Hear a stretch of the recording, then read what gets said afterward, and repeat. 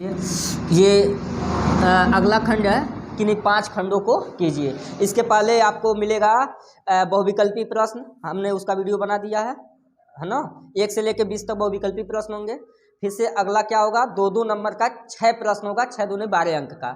उसके बाद से आपको 6 प्रश्न देगा, 6 चौको 24 नंबर का, लेकिन केवल कोई 5 खंड ही करना रहेगा। ठीक है, केवल 5 खंड करेंगे, 5 को 20 मार्क इसका ये होगा। ठीक है, इसका पहला प्रश्न देखिए, दिया है किसी मीनार के आधार से ए और बी दूरी पर एक ही सरल रेखा में स्थित 2 बिंदु पी और क्यू हैं। मतलब एक मीनार है, पहले मीनार बना लेते हैं। मीनार मान लेते हैं, ये जो मीनार है यह ए बी है। ए बी एक क्या है, मीनार है। ठीक है, एक मीनार है। क्या कर रहा है, मीनार के आधार से ए और बी दूरी पर, तो मान लेते हैं मीनार की ये आधार है, मीनार के आधार से मान लेते हैं पहले ए दूरी पर। ए दूरी पर एक बिंदु है, ए दूरी पर एक बिंदु है, उसका नाम क्या है, तो कहा है कि ए दूरी पर एक बिंदु है जिसका नाम क्या है, पी। क्या नाम है, पी। तो इस बिंदु को नाम दे देते हैं पी। ठीक है, अगला क्या कर रहा है कि मीनार के आधार से ए और बी दूरी पर भी एक बिंदु है, उसका नाम क्या है, क्यू। तो ये आधार से यहां से लेके क्यू तक की दूरी नहीं, आधार से लेकर क्यू तक की दूरी, यानी बी से पी, अब बी से फिर से पूरा क्यू, यानी कि यहां से बी से लेकर क्यू तक की जो दूरी है वह कितना है, पूरी दूरी है बी। इस बात को समझिए, मतलब मीनार के आधार से ए दूरी पर बिंदु पी स्थित है और मीनार के ही आधार से बी दूरी पर एक बिंदु क्या है, क्यू है। ये बात समझ रहे हो ना, कि मतलब ये कि बी आधार है, जो मीनार का आधार बी है, और आधार से ए दूरी पे पी है, और मीनार के आधार से ही बी दूरी पे कौन है, क्यू है। हम यहां से दूरी नहीं लेंगे, गलत हो जाएगा। ठीक है, अब कह रहा है कि इन दोनों बिंदुओं से मीनार के शिखर का उन्नयन कोण जो है, क्यू से देखने पर मीनार के ऊपरी सिरे के उन्नयन कोण क्या है, कोटिपूरक। कोटिपूरक कोण क्या होता है, जब दो कोणों का योग कितना हो, 90 अंश, ऐसे कोणों को कहते हैं कोटिपूरक कोण। यानी कि यहां से मीनार के शिखर को देखा जा रहा है एक बार, और एक बार यहां से देखा जा रहा है, तो जितना एंगल बन रहा हो इन दोनों के बीच में, यहाँ पे और यहाँ पे, अगर इन दोनों एंगल को आपस में जोड़ दिया जाए तो कितना होना चाहिए, 90 डिग्री, क्योंकि यह कहा है कोटिपूरक होना चाहिए। और कोटिपूरक का मतलब ही होता है दो कोणों का योग कितना होना चाहिए, 90। तो अगर एक थीटा मान लेते, एक कितना रहा होगा, 90 माइनस थीटा। सिंपल है, अगर एक कोण को थीटा मान ले तो दूसरा क्या रहा होगा, 90 माइनस थीटा। अब यहाँ पे हमें 2 त्रिभुज दिखाई दे रहा है, एक त्रिभुज ए पी बी और एक त्रिभुज ए क्यू बी। एक छोटा वाला त्रिभुज, ये भी समकोण त्रिभुज है, और एक बड़ा वाला त्रिभुज पूरा ए क्यू बी, ये भी क्या है, समकोण त्रिभुज। 2 समकोण त्रिभुज, इन्हीं दोनों समकोण त्रिभुजों में हम काम करेंगे। आगे कह रहा है सिद्ध कीजिए कि मीनार की ऊंचाई कितना है, ए बी। हमें ए बी की ऊंचाई निकालनी, मीनार की ऊंचाई निकालना है, और ये जो मीनार है इसकी ऊंचाई हमें कितना निकालना है, ए बी, √ ए बी, ये सिद्ध करना है। हमको आंसर दे रखा है कि यही हमको आंसर लाना है कि मीनार की ऊंचाई कितनी होनी चाहिए, ए बी, ये ए बी की ऊंचाई। ठीक है, आगे देखिए, हम मान लेते हैं कि माना ए बी एक क्या है, मीनार है। तो पहला काम करते हैं, मान लेते हैं माना ए बी एक मीनार है। ठीक है, ठीक, आगे क्या करेंगे, पहला त्रिभुज लेते हैं, त्रिभुज A P B. A P B, त्रिभुज ए पी बी में, इस त्रिभुज में हम देखेंगे तो थीटा के सामने वाली भुजा को क्या कहते हैं, लंब। तो ए बी क्या है, एक लंब है, लंब। अब बेटा थीटा के संलग्न भुजा को आधार कहते हैं, यानी कि क्या है, बीपी। ए बी बटे बीपी, यानी कि लंब बटे आधार, इसको क्या कहते हैं, टैन थीटा। और थीटा की वैल्यू थीटा ही माना है, कुछ दिया नहीं है, तो टैन थीटा। ठीक है, ए बी बटा बीपी बराबर टैन थीटा, इक्वेशन नंबर 1।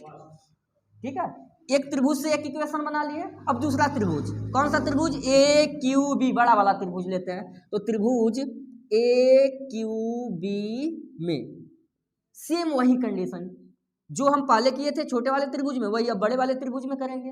बड़े वाले त्रिभुज का क्या लेंगे, लंब। ये थीटा है, 90 माइनस थीटा, ये कोण है, कोण के सामने वाली भुजा लंब होती है। यह ए बी क्या है, लंब, ए बी और बटे आधार क्या है, तो पूरा आधार है बड़े वाले त्रिभुज का, बी क्यू, क्यू बी या बी क्यू कह लें।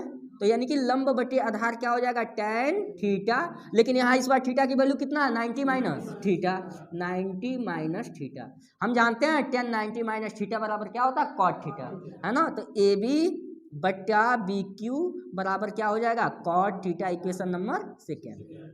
फिर हम देखेंगे इक्वेशन 1 और 2 को बड़े गौर से देखेंगे तो हमें लगेगा कि tan थीटा और cot थीटा कहीं ना कहीं अगर इनका मल्टीप्लाई हो तो एक कैंसिल आउट हो जाएंगे, कट जाएंगे, है ना। इसलिए हम क्या करेंगे, समीकरण 1 का समीकरण 2 में क्या कर देंगे, गुणा कर देंगे, है ना, क्योंकि tan का उल्टा क्या होता है, cot, तो कहीं ना कहीं दोनों का मल्टीप्लाई किया जाएगा तो कटने वाले हैं, इसलिए हम इन कहेंगे कि समीकरण 1 का समीकरण 2 में गुणा करने पर। तो कर लेते हैं, समीकरण 1 गुणे समीकरण 2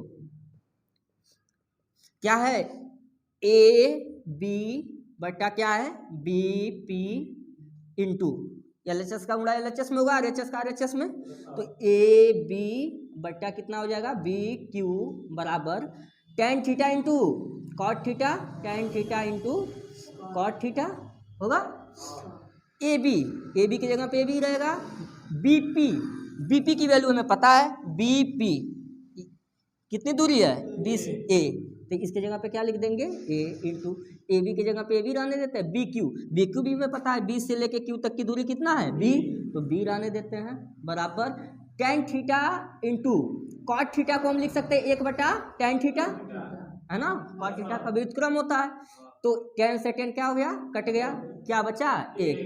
अच्छा, ए बी का ए बी में मल्टीप्लाई कराएंगे तो क्या हो जाएगा, ए बी का स्क्वायर हो जाएगा, अब बटा ए का बी में गुणा कराएंगे तो कितना हो जाएगा, ए बी बराबर इधर कितना बचा है, 1, तो ए बी का स्क्वायर बराबर ए बी का गुणा 1 में करेंगे कितना हो जाएगा, ए बी, ये ए बी का स्क्वायर है, हमें क्या निकालना है, ए बी, तो ए बी बराबर क्या हो जाएगा, स्क्वायर इधर चला जाएगा तो अंडर रूट ए बी, यानी कि ए बी की जो वैल्यू आई वह अंडर रूट ए बी आया। लेकिन ए बी है क्या, तो हमने ए बी को एक मीनार माना है ना, यानी कि मीनार की जो ऊंचाई वह कितना है, अंडर रूट ए बी है, हमें यही सिद्ध भी करना था, तो हम लिखेंगे मीनार की, अतः मीनार की ऊंचाई बराबर, अतः मीनार की ऊंचाई अंडर रूट ए बी है।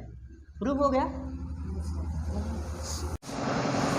ध्यान दो, सवाल है, ए बी और सी डी केंद्र ओ तथा त्रिज्याओं 21 सेमी 7 सेमी वाले दो संकेंद्रित वृत्तों की चापें हैं। मतलब एक वृत्त है जिसका केंद्र क्या है, ओ है, और ओ केंद्र से ही दो चाप लगाया गया, सी डी और ए बी। संकेंद्रीय वृत्त इसी को कहते हैं कि अगर एक केंद्र हो और एक ही केंद्र से जब दो वृत्त या दो से अधिक वृत्त खींचे जाए तो उसमें कहते हैं संकेंद्रीय वृत्त। तो संकेंद्रीय वृत्त की ही दो चापें, एक सी डी है और एक ए बी है। तो जो सी डी चाप है उसकी त्रिज्या 7 सेमी है और जो ए बी चाप है उसकी त्रिज्या कितनी है, 21 सेंटीमीटर है। तो हमसे कह रहा है कि अगर इस तरह से अगर चाप लगाया गया हो तो आप छायांकित भाग का क्षेत्रफल ज्ञात कीजिए उस स्थिति में जब थीटा का मान कितना हो, 30 डिग्री, है ना, यहाँ दिया है ना, जब कोण ए ओ बी कितना दिया हो, 30 डिग्री, ए ओ बी यहाँ कितना हो, 30 डिग्री, तो हमें छायांकित भाग का क्षेत्रफल निकालना है। तो वेरी सिंपल है, क्या करेंगे, हम जानते हैं कि ए ओ बी अगर इस त्रिज्यखंड को देखा जाए तो ये पूरा त्रिज्यखंड हुआ, अगर इस पूरे त्रिज्यखंड में से एक छोटा वाला त्रिज्यखंड को घटा दिया जाए तो छायांकित भाग का क्षेत्रफल निकल जाएगा। त्रिज्यखंड ए ओ बी के क्षेत्रफल में से अगर त्रिज्यखंड सी ओ डी का क्षेत्रफल घटा दिया जाए तो हमें क्या मिल जाएगा, छायांकित भाग का क्षेत्रफल। ठीक है, तो हम निकालेंगे छायांकित भाग का क्षेत्रफल, छायांकित भाग का क्षेत्रफल बराबर क्या होगा, त्रिज्यखंड ए ओ बी का क्षेत्रफल, त्रिज्यखंड ए ओ बी का क्षेत्रफल, और इसमें से माइनस कर देंगे क्या, त्रिज्यखंड सी ओ डी का क्षेत्रफल, त्रिज्यखंड सी ओ डी का क्षेत्रफल। ठीक है, तो त्रिज्यखंड ए ओ बी का क्षेत्रफल, त्रिज्यखंड का क्षेत्रफल का फार्मूला क्या होता है, थीटा बटे 360 पाई आर स्क्वायर, है ना। तो लिखेंगे थीटा बटा 360 गुणे पाई आर स्क्वायर माइनस, इसके लिए भी वही होगा लेकिन रेडियस दोनों की अलग अलग है, तो एक को R1 मान लेंगे, एक को क्या मान लेंगे, R2, है ना। इस बड़े वाले त्रिज्यखंड की त्रिज्या को क्या मान लिए, R1, और छोटे वाले को क्या मान लेंगे, R2। ठीक है, तो इसको लिख लेंगे थीटा बाई 360 गुणे पाई R2 का क्या हो जाएगा, स्क्वायर। हम देख रहे हैं दोनों में क्या कॉमन है, थीटा बाई 360 और पाई कॉमन है ना, तो थीटा बाई 360 और गुणे पाई कॉमन ले लेंगे, यहाँ क्या बच जाएगा, R1 स्क्वायर माइनस का R2 स्क्वायर हो जाएगा। अच्छा, थीटा का मान कितना है, 30 अंश, तो 30 अंश बटा 360 गुणे पाई। पाई का मान कितना होता है 22/7। ठीक है। R1 स्क्वायर, R1 क्या है AOB का त्रिज्यखंड। AOB की त्रिज्या कितनी है, पूरी बड़ी वाली त्रिज्या कितनी है 21, तो 21 का क्या हो जाएगा स्क्वायर माइनस R2 का स्क्वायर। R2 किसको माने छोटे वाले त्रिज्यखंड का त्रिज्या है, तो यह कितना हो जाएगा 7, तो 7 का कितना हो जाएगा स्क्वायर। इससे काटेंगे 12 तिहाई 36, यानी कि 1/12 गुणे 22/7 गुण। इसको सॉल्व कर लेते हैं। 21 का स्क्वायर कितना होता है 441 और माइनस 7 का स्क्वायर कितना होता है 49। घटाएंगे 11 में से 9 गया 2 होगा ना, यहाँ कितना बचेगा 3, 13 में से 4 गया 9 और यहाँ कितना हो जाएगा 3। सही है 392। अब काट लेते हैं जहाँ से कटने वाला हो। या 12 कटेगा 7 पच्चे 35, 4 बचेगा 7 छके 42, 7 पच्चे 35, 4 बचा 42 हुआ, 7 छके 42। सही है। इसको काटते हैं 6 दूना 12, 11 दूना 22। ठीक है। और 2 से कटेगा 28 दूना 56, 3 दूना 6, क्या हुआ 28 गुणा 11 और पूरे का बटा कितना है 3। 28 का 11 में गुणा करा लेते हैं। 11 8 88 को 8 हासिल कितना हुआ 8, 11 दूनी 22, 22 8 30, 308/3 वर्ग सेमी। यही हमारा क्या हो जाएगा आंसर, छायांकित भाग का क्षेत्रफल निकल जाएगा। ठीक है, ध्यान दीजिए। दिया है यदि कोसेक A बराबर 2 तो 1/10A प्लस साइन A बटे 1 प्लस कासे का मान ज्ञात करना है। तो हमें दिया है क्या कि कोसेक A बराबर कितना है 2 को हम 2/1 भी लिख सकते हैं, सिंपल है। कोसेक A बराबर 2 दिया तो 2 को 2/1 लिख सकते हैं, इसमें मान में कोई परिवर्तन नहीं होगा, है ना।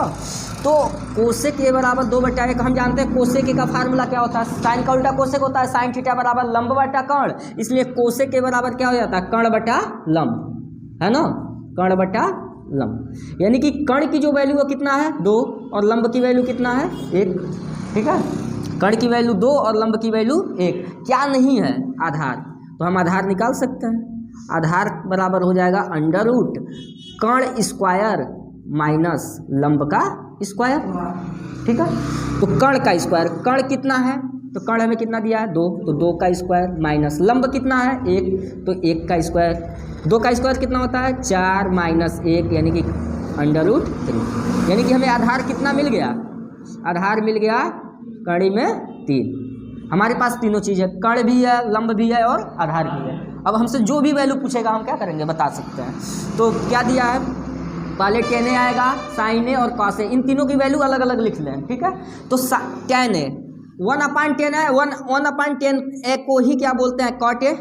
cot A का व्युत्क्रम होता है 1/10 है, 10 का व्युत्क्रम cot A है ना। तो 1/10A को क्या लिख सकते हैं cot A, है ना। cot थीटा का फार्मूला क्या होता है, tan थीटा का होता है लंब बटे आधार, तो cot थीटा का क्या होगा आधार बटे लंब। तो आधार, आधार है कितना √3 बटा लंब कितना है 1, तो √3/1। ठीक है, इसमें साइन ए भी आएगा। हम जानते हैं साइन ए जो होता है वह कोसेक ए का क्या होता है उल्टा होता है। तो कोसेक ए का तो मान दिया था ना, कोसेक ए 2 है, कोसेक ए का मान कितना 2 या 2/1 है, इसलिए साइन ए का जो मान होगा वह 1/2 हो जाएगा, उसका उल्टा डायरेक्ट। ठीक है, और क्या चाहिए हमें कॉस ए। कॉस थीटा क्या होता है आधार बटा कर्ण, आधार कितना दिया है √3 और बटा कर्ण कितना दिया है 2। यानी कि हमें सारी वैल्यू पता चल गई, अब उठा के रखना है बस। तो दिया है हमें 1/10A प्लस साइन A बटा 1 प्लस कॉस A का मान ज्ञात करने को, है ना। 1/10 है, 1/10 का मतलब कॉट A, कॉट A मतलब कड़ी में 3/1, यहाँ रख लेंगे √3/1 plus sine A। Sine A का मान कितना 1/2, तो 1/2 रख लेंगे divided by 1 plus cos A। Cos A का मान कितना आया √3/2, तो √3/2 हो गया।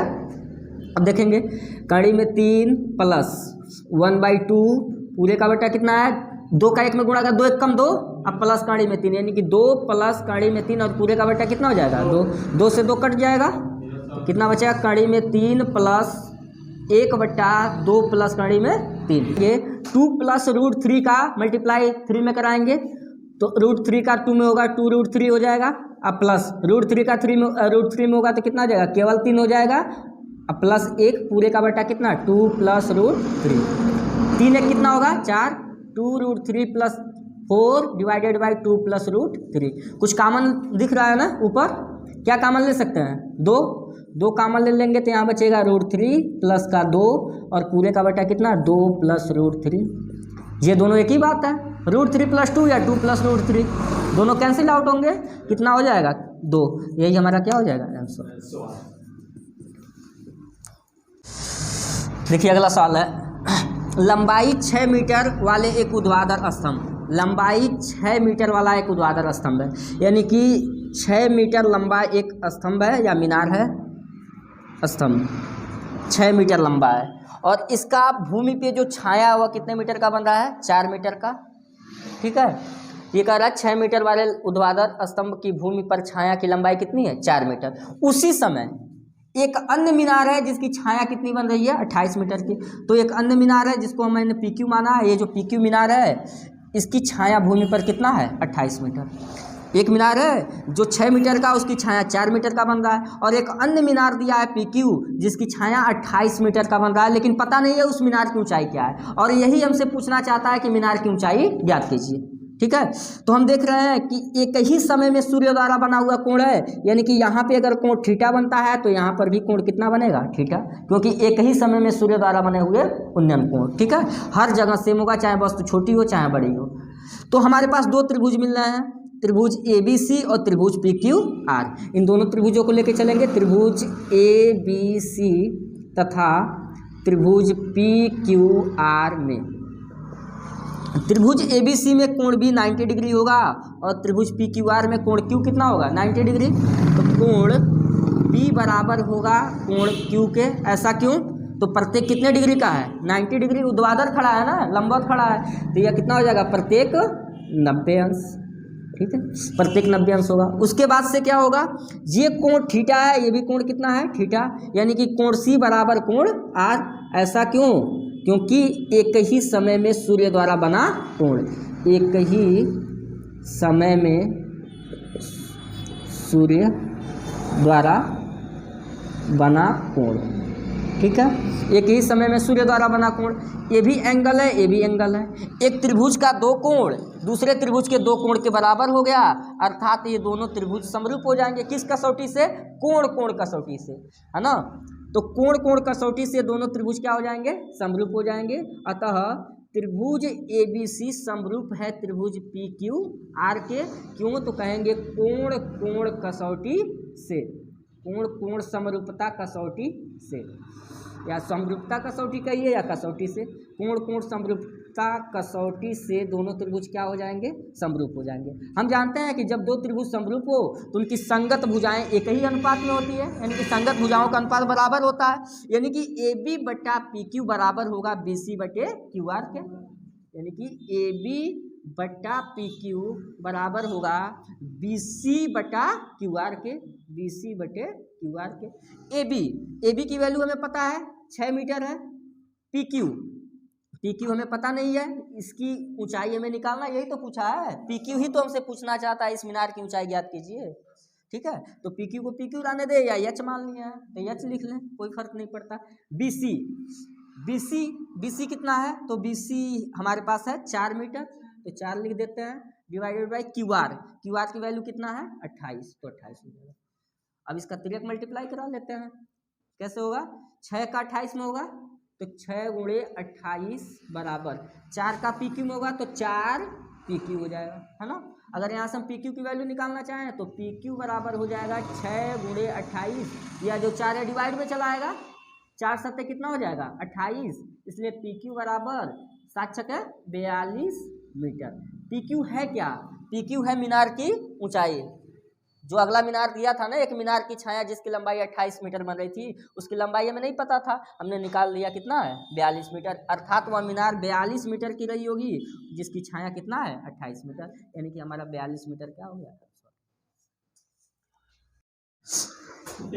देखिए अगला सवाल है, 4 सेमी त्रिज्या के एक वृत्त पर 2 स्पर्श रेखाएं खींचिए जो परस्पर 60 अंश के कोण पर झुकी हो।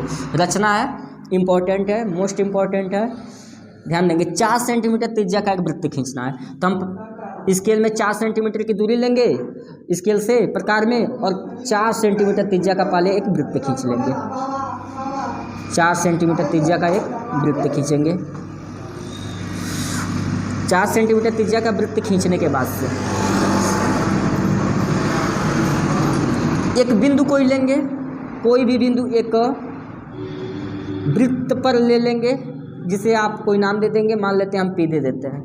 हम क्या करेंगे, P को इस केंद्र से मिला देंगे, PO, ठीक। उसके बाद से क्या करना है, इस केंद्र पे 120 अंश का कोण बनाना है। 120 अंश 60 अंश बोला है, इसका 2 गुना कोण बनाएंगे 120 अंश। तो 100 इस बिंदु O पर केंद्र पे 120 अंश का कोण कैसे बनाते हैं, चाप काटेंगे, एक यहाँ चाप काटेंगे 60 बन जाएगा, यहाँ पे कितना हो जाएगा 120। 120 अंश का कोण बनाते हुए एक रेखा खींच लेंगे, मान लेते हैं या किसी बिंदु Q पे काट रही होगी, तो इन दोनों के बीच का कोण कितना हुआ है 120 अंश, ठीक है। अब क्या करेंगे, ये जो बिंदु P है, जो बिंदु Q है, यहाँ पे 90 अंश का कोण बनाएंगे। यहाँ पे 90 अंश का कोण आपको बनाने को सिखाया हूँ, कैसे बनाया जाता है। यहाँ से एक चाप काटेंगे, एक चाप, 2 चाप, ऐसे करके फिर से इन दोनों चापों से ऐसे करके काट लेंगे और इसको मिलाती हुई एक रेखा खींच लेंगे। मान लेंगे कि यह किरण जो है PX है, और फिर से यहाँ पर भी 90 अंश का कोण बनाती हुई एक रेखा खींच लेंगे। इस रेखा को आगे बढ़ा लेते हैं। यहाँ पर भी 90 अंश का कोण बनाएंगे, एक चाप काटेंगे, 60, 120, इन दोनों का आधा करेंगे तो 90 होता है, और इसको मिलाते हुए एक सीधी रेखा खींच देंगे। इस पे भी 90 अंश और यहाँ भी 90 अंश। ये आगे कहीं चल के ये दोनों रेखाएं मिलेंगी, ये दोनों रेखाएं आगे चल के ऐसे करके कहीं ना कहीं मिलेंगी। स्केल से आप बनाएंगे तो बिल्कुल सही होगा। और ये रेखाएं आपस में चल के किसी बिंदु पे मिलती हैं, मान लेते हैं कि यह बिंदु R पर मिलती हैं, और यह ऑटोमेटिक 60 डिग्री हो जाएगा। मैं अभी प्रूफ करके दिखाऊंगा कि यह 60 डिग्री कैसे है। सबसे पहले हमने क्या किया कि 4 सेंटीमीटर त्रिज्या का एक वृत्त खींचा। आप प्रकार में 4 सेंटीमीटर की दूरी लेंगे पटरी की सहायता से, और एक सबसे पहले वृत्त खींचेंगे।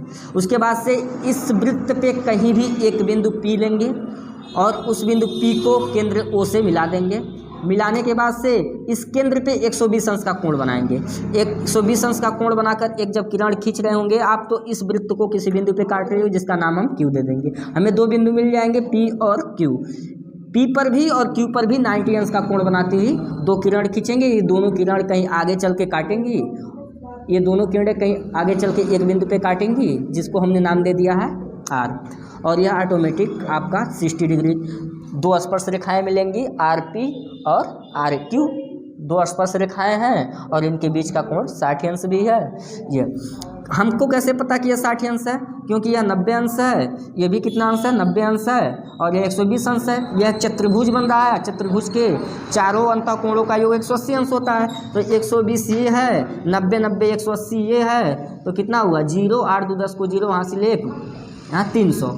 ये पूरा 300 हो गया, तो यह निश्चय ही कितने अंश का रहा होगा 60 अंश का, क्योंकि टोटल हमें कितना चाहिए, चतुर्भुज के चारों अंतःकोणों का योग 360 चाहिए, तो ये पूरे 300 हो ही जा रहे हैं, तो यह 60 अंश हो जाएगा। ऐसे हम रचना करेंगे। एक बार फिर से देख लीजिए। सबसे पहले 4 सेंटीमीटर त्रिज्या का एक वृत्त खींचेंगे। वृत्त खींचने के बाद से इस वृत्त पे कोई बिंदु P लेंगे, P को O से मिलाएंगे। उसके बाद से इस केंद्र O पर 120 अंश का कोण बनाते हुए किरण खींचेंगे, जो बिंदु Q पर काटेगी। अब क्या करेंगे, P पर भी और Q पर भी 90 अंश का कोण बनाते हुए 2 किरण खींचेंगे। ये दोनों किरणें आगे चल के बिंदु R पर मिलते हैं। यही RP और RQ 2 स्पर्श रेखाएं होंगी, जिनके बीच का कोण 60 डिग्री होगा। जो चीज़ें आप कर रहे होंगे वही रचना के पद में लिख लेंगे। ठीक है, समझ में आया।